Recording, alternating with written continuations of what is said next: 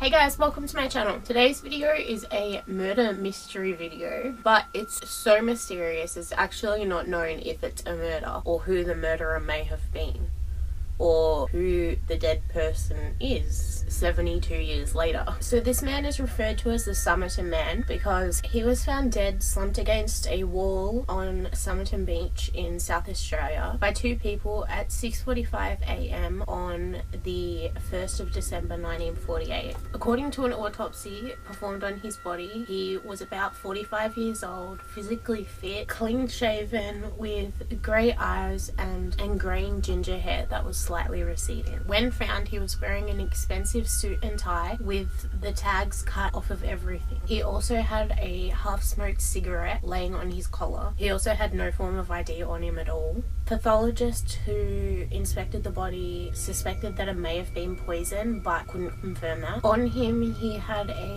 used bus ticket. He had an unused second-class rail ticket to Henley Beach, a slim American-style aluminium comb, a half-empty packet of juicy fruit gum, which was primarily used by American men at the time. He had a Army Club cigarette packet that had Cansitas cigarettes in them, which was strange because usually they would put the cheaper cigarettes into a more expensive packet, but he'd done it like it was done the other way around. He also had a quarter of box of Brian and May matches. Recently, Judge and ex-Chief Justice of Victoria, John Haber Phillips, re-examined the evidence of the case, leading him to comment, "There seems little doubt it was digitalis." Digitalis is a medicinal drug discovered in the 18th century that was used for congestive heart failure. And while doing research for this, I came across a few things that said that digitalis was also used as a murder weapon because it was difficult to trace as a poison. 6 months after the discovery of the body, at an inquest into the death, Professor Thomas Cleland stated the identity of the deceased was quite unknown, that his death was not natural, and that it almost certainly was not accidental. Now, the autopsy suggested that the man's heart was fine. There was some signs of ingestion of poison, such as that his stomach was congested with congealed blood, but he hadn't vomited or convulsed which was known by the way that he was found on the beach, and also a half-digested pasty in his stomach. A note was made during the autopsy, and I believe was made by other examiners, about how highly developed his calves were.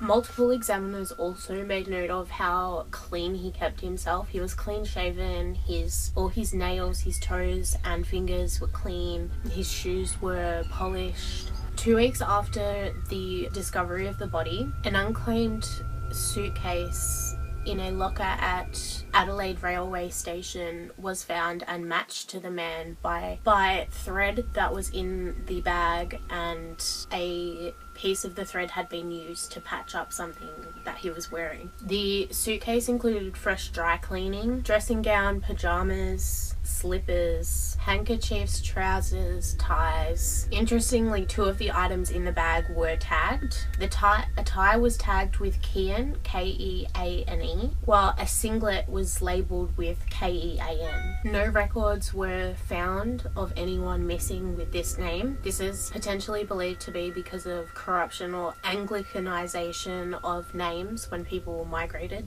Mr. Moss K was an Egyptian working in Adelaide at the time, and he was of the opinion that the name on the necktie is, I'm going to put in the spelling because I don't know how to pronounce this, and that the name is of European origin, either a Czechoslovakian, Yugoslavian, or from a Baltic country. He viewed the body, which helped him form his opinion. He further states that the initial, which was thought to be a T, is a J, written in Arabic.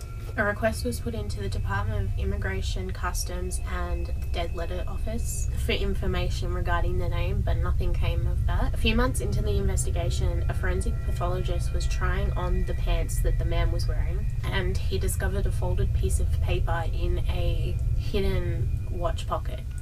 The piece of paper contained the words Tamam Shud. The piece of paper that said Tamam Shud had been ripped from a book called The Rubaiyat. The book was quite popular at the time, and when it came out that they were looking for this book, they had 49 people come forward with a copy of the book, but none of them matched to what had been ripped from this book. Eventually, a local businessman came forward with a copy of the book that he said he had found thrown into the window of his car, which had been parked in his driveway in Glen Elk Street, which was near Somerton Beach, on the 30th of November, which was the day before his body was found. 4 lines were discovered in the back of the book, and they are yet to be uncoded. I'll put that up on the screen. The book also contained a name and number, and the name was Justin, and they tracked the number down to a house nearby the beach. The woman who lived there denied knowing the man, but the police seemed to believe that she was being deceptive,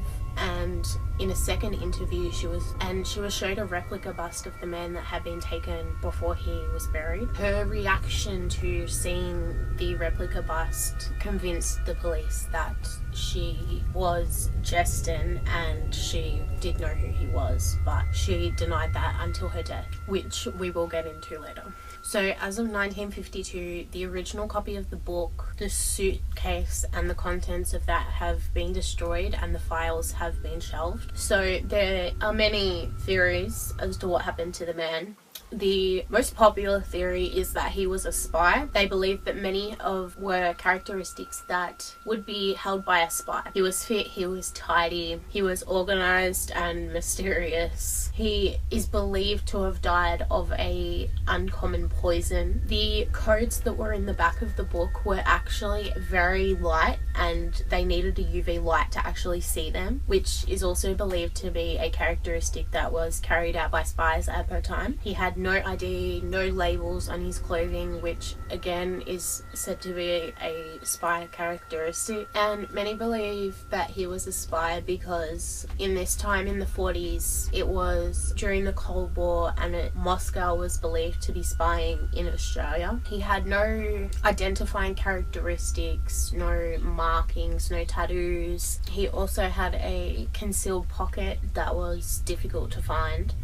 And since then, Digitalis has been linked to Cold War spy cases. So the piece of paper that had Tamam Shud written on it, and it translates to "it is ended" or "it is finished." So many believe that the man was just tired of living and he died for love, because the Tamam Shud poem is considered a love poem. Another theory is that he died of asphyxiation due to a potential undiagnosed illness, as well as the way that he was laying on the wall, which may have prevented full airflow, which may have been aggravated by the way he was laying on the wall and prevented his ability to breathe. The final theory is actually really interesting and could potentially be proved. It's one of the few theories that has the ability to be proved or disproved. So in 2013, it was revealed that Justin, the name written in the book, was an Australian nurse named Jo Thompson, and she had given birth to a son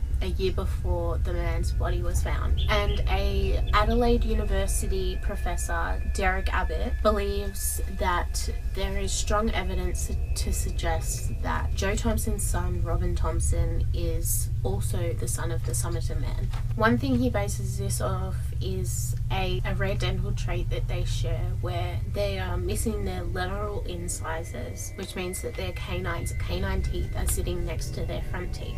They both also have a rare ear shape. So Derek Abbott actually wrote a letter to the daughter of Robin Thompson and her mother Roma, and asked if they saw a resemblance from the Somerton man to anyone they knew, and they replied that the husband and father. Rachel actually got tested, and her genetic line traces back to the mid-Atlantic states of the US around Virginia. And since they have her DNA, they would be able to prove one way or another if she is related to him or isn't through micro DNA left in his teeth. But to get this information, it would require exhuming his body, but the professor has been denied twice to exhume the body. And this is because in Australia, exhumation requests can be legally made either to contest a will or to find a soldier lost in war. The Somerton man fits neither category. A quote from the Australian government said, "If it is likely that the perpetrator of a murder is deceased, then there is a decent ethical case that it serves no purpose to pursue the legal case any longer." Obviously, many people agree with this, stating that they think a good ethical case could be made along the lines of trying to return an unidentified body